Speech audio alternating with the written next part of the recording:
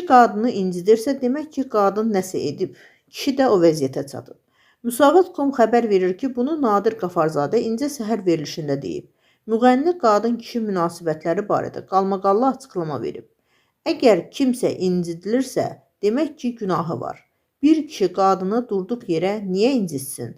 Qadın onu o həddə çatdırır ki, kişi də hirslənir, özündən çıxır və onu incidir.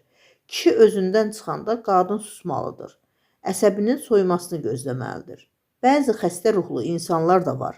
Onlar isə uşaqlıq travmalarına görə qadını incidirlər.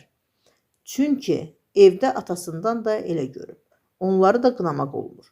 Qadın ürəklə, qulaqla yox, ağıl ilə sevməlidir. O zaman bütün güc qadında olur.